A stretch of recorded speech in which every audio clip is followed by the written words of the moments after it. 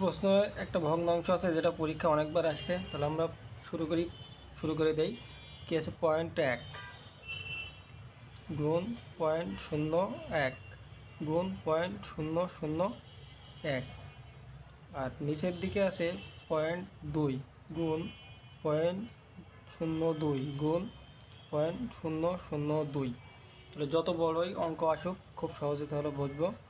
আমরা দেখি, ভাগটা লিখলাম। এবার কি কি আছে দেখি। এখানে পয়েন্ট শূন্য সব বাদ দেব। এক, এখানে আছে এক, অর্থাৎ একের আগে শূন্য আছে, লেখা লাগবে না, গুণ এক। আর এখানে আছে দুই, দুই, দুই।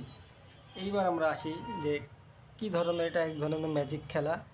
যেমন এইখানে এই উপরেরটার সাথে আমি উপরেরটা আগে কম্পেয়ার করি, যে পয়েন্টের জন্য হবে নিচে, উপরে থাকলে নিচে, পয়েন্টের জন্য এক, পয়েন্টের পরে যতগুলো সংখ্যা ততগুলো শূন্য।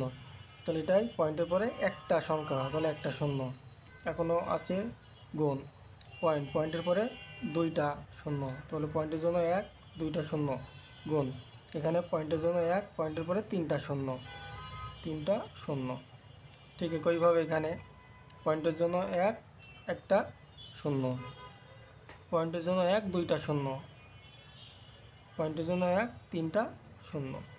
তাহলে এখানে এটা 1000 1000 কাটা, 100 100 কাটা, 10 10 কাটা, থাকলে কি হবে? উপরে এক এক এক গুণ করলে এক, আর নিচে হবে 2 গুণ 2 গুণ 2 সমান 8।